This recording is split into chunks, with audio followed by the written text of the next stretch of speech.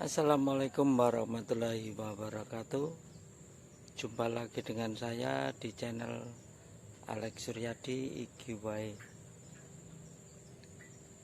Pemirsa, pertama-tama marilah kita panjatkan puji syukur alhamdulillahirabbil alamin pada Allah Subhanahu wa taala, karena dimana setelah jamaah sholat subuh kita masih diberi kesehatan rohani dan jasmani, amin ya robbal alamin.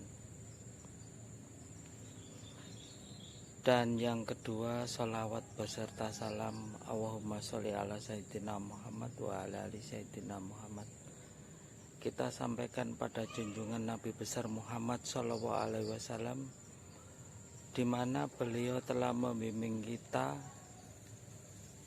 sampai detik ini, sampai saat ini kita masih diberi keimanan karena bimbingan beliau, diberi kekuatan spiritual karena bimbingan beliau. Sampai sekarang kita masih tetap memeluk agama Islam, yakni agama yang diridhai Allah Subhanahu wa taala. Amin, amin, amin ya rabbal alamin.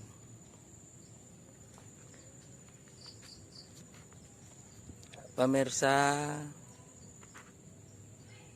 di agama kita percaya bahwa Nabi Khidir beliau dikasihi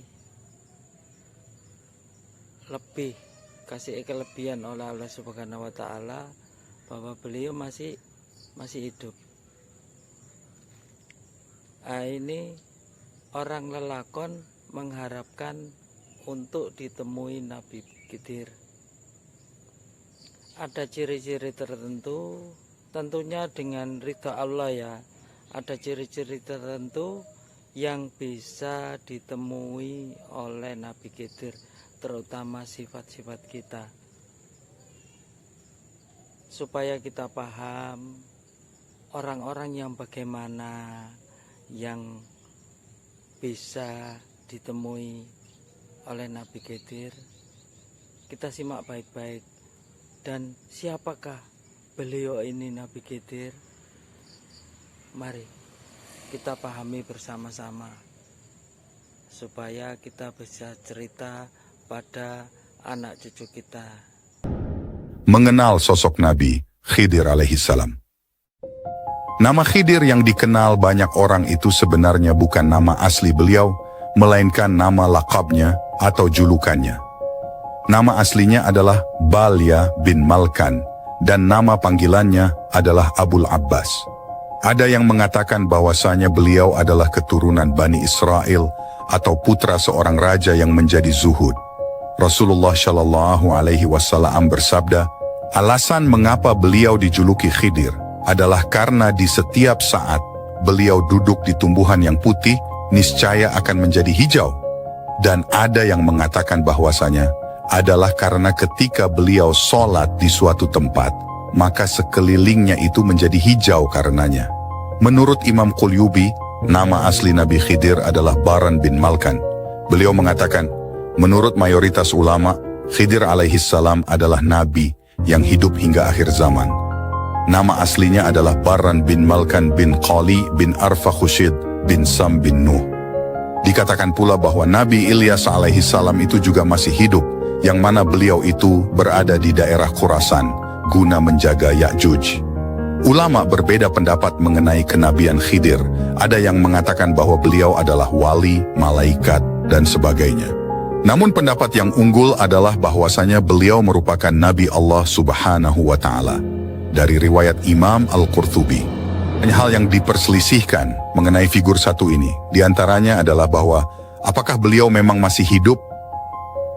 Mengingat banyak sekali orang yang mengatakan bahwa ia pernah bertemu dengan Nabi Khidir. Syekh Murtada Al-Zabidi mengatakan, dari sekian pendapat yang disebutkan, bahwa pendapat yang sahih adalah yang mengatakan bahwasanya Khidir alaihissalam adalah nabi yang dipanjangkan umurnya, ia sukar diketahui, namun ia hidup hingga hari kiamat, sebab ia telah meminum air kehidupan. Yang demikian adalah pendapatnya mayoritas ulama, kaum sufi dan salihin pun konsensus atasnya. Yang mengingkar ini adalah Imam Bukhari, Ibnu Al-Mubarak, Al-Harbi, dan Ibnu Al-Jauzi. Guru kami berkata, dan Ibnu Hajar pun mensahihkannya, bahwa ia condong pada pendapat yang mengatakan bahwa Nabi Khidir masih hidup. Pendapat ini juga dipilih oleh Al-Abbi, Ibnu Arafah dan guru besar mereka, yaitu Ibnu Abdissalam. Mereka bertendensi pada dalil yang banyak, rinciannya ada di kitab Ikmal Al-Akmal. Ibnu Asakir juga menjelaskan bahwa mengapa Nabi Khidir bisa hidup lama adalah karena beliau meminum air kehidupan, yang tempatnya itu tidak diketahui siapapun. Raja Zulkarnain Ibnu Asakir menceritakan dengan detail peristiwa itu di kitabnya.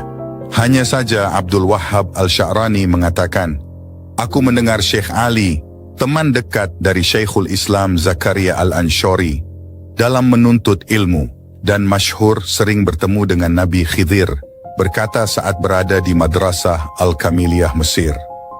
Nabi Khidir tidak akan bertemu dengan seseorang kecuali dalam diri orang tersebut terdapat 3 akhlak. Jika tidak ada 3 hal tersebut, walaupun ibadahnya seperti malaikat, maka tidak akan pernah bertemu dengan Nabi Khidir alaihissalam. 3 akhlak tersebut adalah seluruh aktivitasnya selaras dengan sunnah-sunnah Rasulullah Shallallahu Alaihi Wasallam, tidak rakus atau tergiur dengan duniawi, dan hatinya selamat dari rasa benci, dendam, hasud, dan sebagainya terhadap sesama umat Islam. Maka tidak dapat dipercaya ketika ada orang yang mengaku bertemu dengan Nabi Khidir, tapi masih ada penyakit hati pada sesama muslim, senang terhadap dunia, dan jarang mengamalkan sunnah-sunnah Rasulullah Shallallahu Alaihi Wasallam. Di antara orang yang pernah ketemu dengan Nabi Khidir adalah sebagai berikut.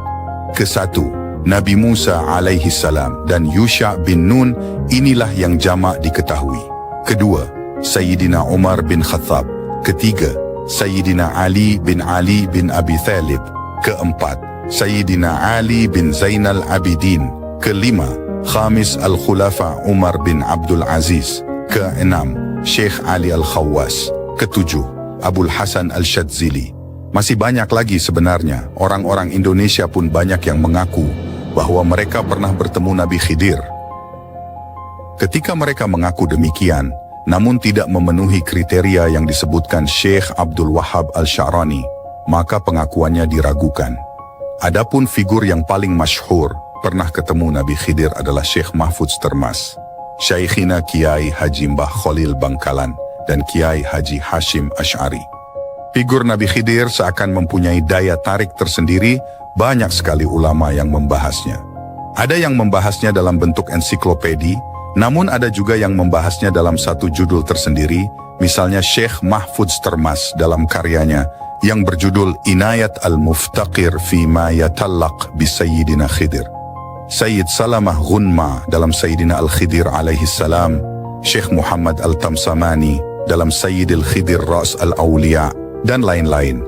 Dikatakan bahwasanya Nabi Khidir melakukan perjumpaan setiap tahun dengan Nabi Ilyas alaihi salam. Ibnu Hajar menjelaskan, Hasan Al-Basri menyatakan bahwasanya Nabi Ilyas itu adalah penguasa daratan, dan Nabi Khidir adalah penguasa lautan. Keduanya diberi masa hidup yang lama hingga kelak hari kiamat, keduanya pun bertemu pada setiap tahunnya. Diriwayatkan bahwasanya Rasulullah Shallallahu Alaihi Wasallam bersabda, Nabi Khidir di samudra dan Nabi Ilyas di daratan. Mereka bertemu tiap malam di samping tembok yang dibuat Raja Zulkarnain guna menjaga Yajuj dan Majuj agar tidak keluar dari kerangkengnya. Keduanya haji dan umrah di setiap tahun dan minum air zam-zam seperti kalian. Kisah Nabi Khidir saat menjadi guru Nabi Musa alaihi salam. Kisah Nabi Khidir yang bertemu dengan Nabi Musa alaihi salam menjadi kisah yang sering diceritakan. Kisahnya sendiri dijelaskan dalam surat Al-Kahfi ayat 60-82. Meski tidak disebutkan Nabi Khidir, para ulama sepakat bahwa hamba Allah yang bertemu dengan Nabi Musa alaihi salam tersebut adalah Nabi Khidir alaihi salam.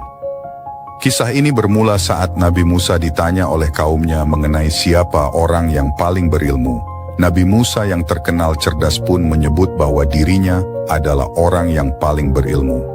Tak lama, Allah Subhanahu wa Ta'ala pun memberi peringatan kepada Nabi Musa dan menyebutkan bahwa ada seorang hambanya yang lebih berilmu daripada Nabi Musa. Menyadari kesalahannya, Nabi Musa bertaubat meminta maaf serta meminta petunjuk untuk bertemu dengan hamba Allah Subhanahu wa Ta'ala berilmu yang dimaksud. Allah Subhanahu wa Ta'ala pun memberi petunjuk kepada Nabi Musa. Ia memerintahkan Nabi Musa untuk membawa seekor ikan, dan sekiranya ikan tersebut hilang, di sanalah Nabi Musa akan bertemu dengan hambanya, yakni Nabi Khidir. Setelah mendapat petunjuk dari Allah Subhanahu wa Ta'ala, Nabi Musa pun mengembara bersama dengan seorang pembantunya. Hingga akhirnya, ikan yang dibawa oleh pembantunya Nabi Musa lompat ke sebuah lautan dan hilang. Pembantu tersebut pun memberitahu Nabi Musa atas hilangnya ikan tersebut dengan cara yang tidak biasa. Nabi Musa tersadar bahwa lautan tersebut adalah tempat pertemuannya dengan Nabi Khidir. Nabi Musa kemudian bertemu dengan sesosok laki-laki yang berdiri di sebuah batu tempat bertemunya dua lautan. Disinilah Allah Subhanahu wa Ta'ala memanggil Nabi Khidir sebagai hambanya yang dianugerahi rahmat dan ilmu dari sisinya. Lalu mereka berdua bertemu dengan seorang dari hamba-hamba kami yang telah kami anugerahi rahmat kepadanya dari sisi kami. Kami telah mengajarkan ilmu kepadanya dari sisi kami. Al-Quran Surah Al-Kahfi 18 ayat 65. Kemudian Nabi Musa menyampaikan keinginannya untuk berguru kepada Nabi Khidir alaihissalam. Bolehkah aku mengikutimu agar engkau mengajarkan kepadaku ilmu yang benar dari apa yang telah diajarkan kepadamu untuk menjadi petunjuk? Sesungguhnya engkau tidak akan sanggup bersabar bersamaku. Bagaimana engkau akan sanggup bersabar atas sesuatu yang engkau belum mempunyai pengetahuan yang cukup tentangnya? Jawab Nabi Khidir kepada Nabi Musa, Insya Allah engkau akan mendapatiku sebagai orang yang sabar, dan aku tidak akan menentangmu dalam urusan apapun, kata Nabi Musa alaihissalam. Akhirnya Nabi Khidir menerima Nabi Musa sebagai muridnya, dengan syarat jangan menanyakan apapun, sampai ia menerangkannya sendiri kepada Nabi Musa. Nabi Musa kembali menyanggupi syarat tersebut, dan kemudian mereka kembali mengembara, melakukan perjalanan naik sebuah perahu. Kemudian Nabi Khidir melubangi perahu tersebut dan membuat Nabi Musa keheranan. Nabi Musa pun bertanya, apakah engkau melubanginya untuk menenggelamkan penumpangnya? Sungguh, engkau telah berbuat suatu kesalahan yang besar. Mendengar pertanyaan Nabi Musa, Nabi Khidir mengingatkan kembali syarat yang diajukannya. Nabi Musa tersadar dan meminta maaf kepada Nabi Khidir. Kemudian berjalanlah keduanya hingga mereka bertemu dengan seorang anak. Lalu dibunuhnya anak tersebut oleh Nabi Khidir yang kembali membuat Nabi Musa kaget hingga melontarkan pertanyaan. Nabi Khidir kembali mengingatkan Nabi Musa dan lagi-lagi Nabi Musa meminta maaf atas sikapnya tersebut. Nabi Musa pun berjanji bahwa jika setelahnya masih bertanya tentang sesuatu perilaku Nabi Khidir, diperbolehkan untuk meninggalkannya.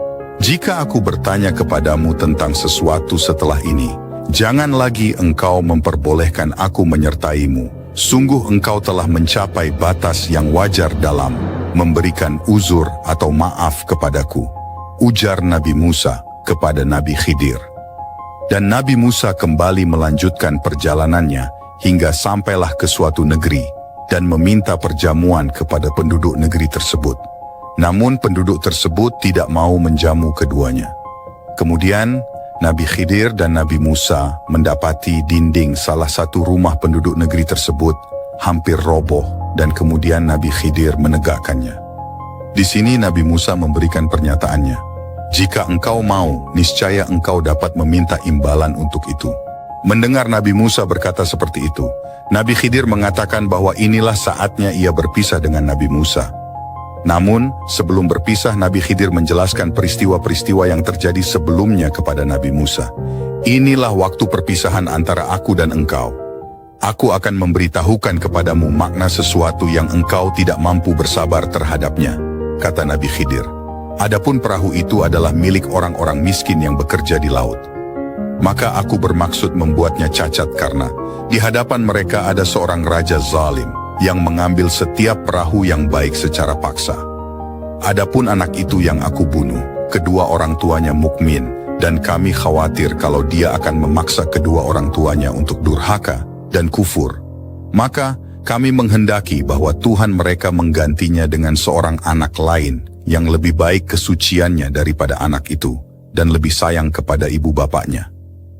Adapun dinding rumah itu adalah milik dua anak yatim di kota itu, dan di bawahnya tersimpan harta milik mereka berdua, sedangkan ayah mereka adalah orang saleh. Maka Tuhanmu menghendaki agar keduanya mencapai usia dewasa dan mengeluarkan simpanannya itu sebagai rahmat dari Tuhanmu. Aku tidak melakukannya berdasarkan kemauanku sendiri. Itulah makna sesuatu yang engkau tidak mampu bersabar terhadapnya, terang Nabi Khidir kepada Nabi Musa.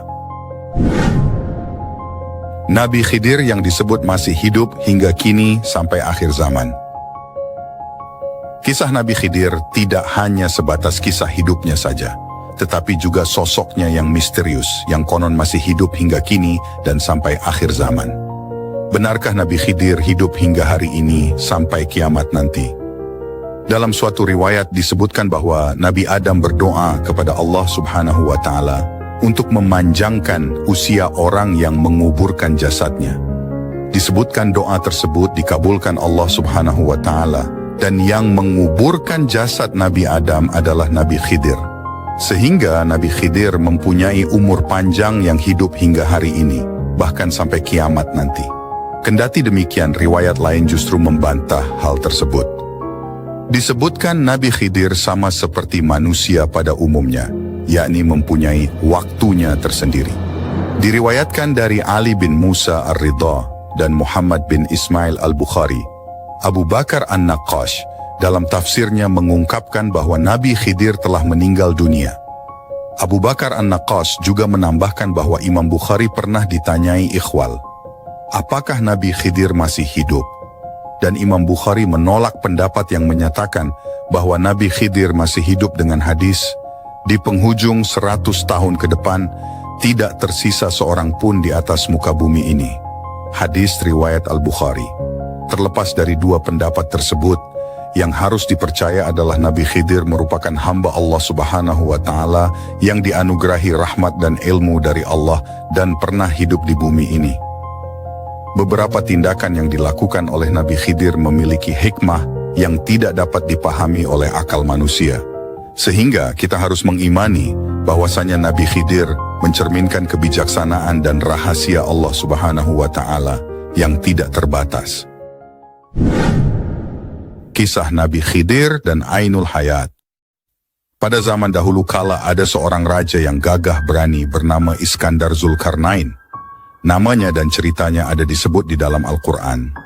Pada tahun 322 sebelum Masehi, Raja Iskandar Zulkarnain berniat mengadakan perjalanan untuk mengelilingi bumi, dan Allah Subhanahu wa Ta'ala mewakilkan salah satu malaikatnya yang bernama Rofail untuk menyertainya dalam perjalanan panjang itu. Dialog malaikat dan Raja Iskandar Zulkarnain. Karena ditemani oleh seorang malaikat, Raja Zulkarnain banyak mengajukan pertanyaan mengenai dunia dan akhirat serta isinya. Salah satu pertanyaan yang paling terkenal adalah tentang ibadah para malaikat di langit.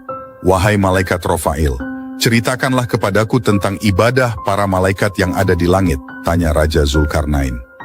Para malaikat yang ada di langit ibadahnya ada yang berdiri tidak mengangkat kepala selama-lamanya.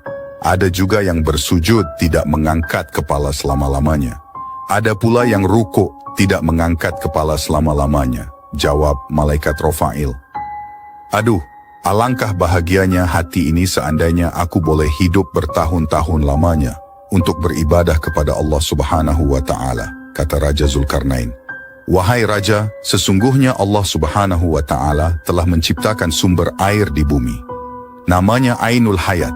Barang siapa yang meminum airnya seteguk, maka ia tidak akan mati sampai hari kiamat, atau jika ia memohon kepada Allah Subhanahu wa Ta'ala untuk dimatikan, kata malaikat Rafail. Apakah engkau tahu tempat Ainul Hayat itu, wahai malaikat Rafail? Tanya raja. Sesungguhnya Ainul Hayat itu berada di bumi yang gelap, jawab malaikat Rafail. Sesungguhnya aku pernah membaca di dalam wasiat Nabi Adam bahwa beliau berkata, sesungguhnya Allah Subhanahu wa Ta'ala meletakkan Ainul Hayat itu di bumi yang gelap, katanya.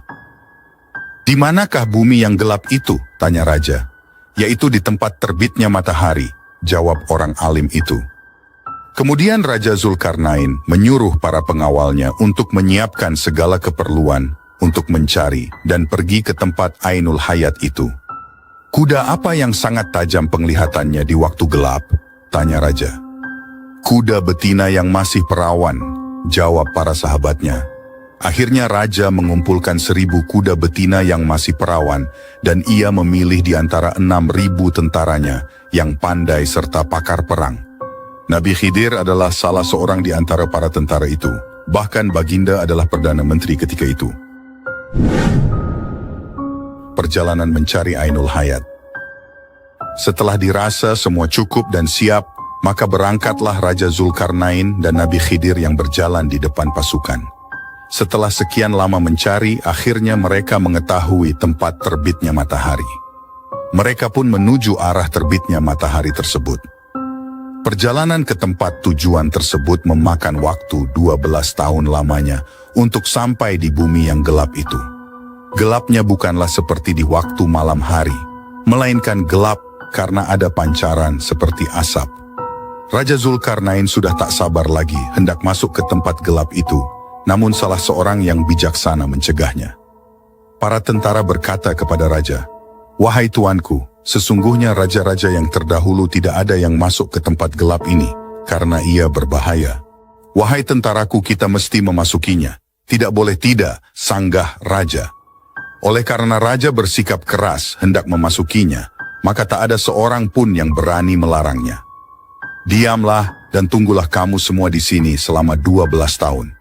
Jika aku kembali kepada kamu semua dalam masa itu, maka kedatanganku terhadap kalian termasuk baik. Dan jika aku tidak datang dalam 12 tahun, maka pulanglah kalian kembali ke negeri kalian," ujar raja. Setelah itu raja mendekat dan bertanya kepada malaikat Rafail, "Apabila kita melewati tempat gelap ini, apakah kita dapat melihat kawan-kawan kita?" "Tidak akan kelihatan," jawab malaikat Rafail. "Akan tetapi aku memberimu sebutir permata atau mutiara.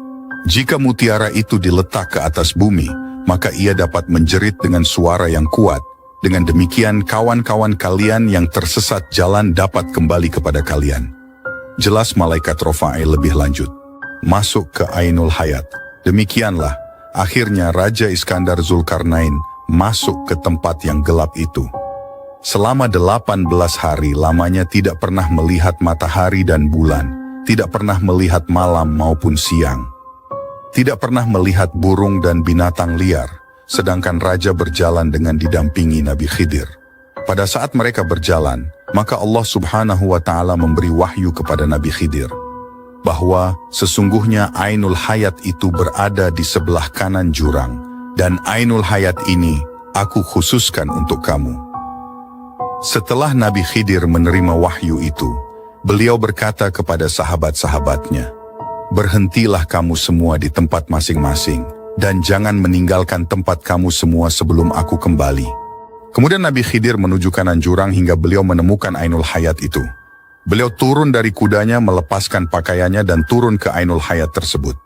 Baginda mandi dan minum air sumber hidup tersebut, dan baginda merasakan bahwa airnya lebih manis daripada madu. Sesudah mandi dan minum air tersebut, beliau keluar dari tempat itu kemudian menemui Raja Iskandar Zulkarnain, sedangkan raja tidak mengetahui apa yang telah terjadi atas diri Nabi Khidir. Wallahu a'lam. Kisah ini membuktikan Sayyidina Ali radhiyallahu anhu memiliki ilmu yang luas yang ramai sahabat lain tidak memilikinya berkat khidmat yang beliau berikan kepada baginda Rasulullah Shallallahu Alaihi Wasallam. Kisah ini juga memberi kita kepahaman bahwa Allah berhak memberi kelebihan kepada sesiapa sahaja yang Dia kehendaki. Raja Iskandar Zulkarnain mendapat kekuasaan dari Allah Subhanahu wa Ta'ala, menguasai timur dan barat, tetapi tidak diberi umur yang panjang. Nabi Khidir pula tak diberi kuasa sepertinya, tetapi Allah Subhanahu wa Ta'ala anugerahkannya umur yang panjang. Jadi yang memberi hakikatnya Allah, ia bukan milik kita sebenarnya. Sebab itu kita dilarang merasakan kemenangan, kejayaan, kekayaan, kepandaian, keberhasilan dan lain-lain dari usaha kita. Walaupun memang usaha itu disuruh, kembalikanlah kepada Tuhan, kita tetap hambanya yang hina dina. Juga jangan sangka semua orang sama seperti kita. Mungkin ada orang yang tinggi imannya, mendalam takwanya di sisi Tuhan, walaupun kedudukan atau jawatannya lebih rendah dari kita. Itulah tadi kisah Al-Kisah Nabi Khidir alaihissalam. Mudah-mudahan bermanfaat untuk kita semua, untuk menambah ilmu. Saya akhiri dulu. Wassalamualaikum warahmatullahi wabarakatuh.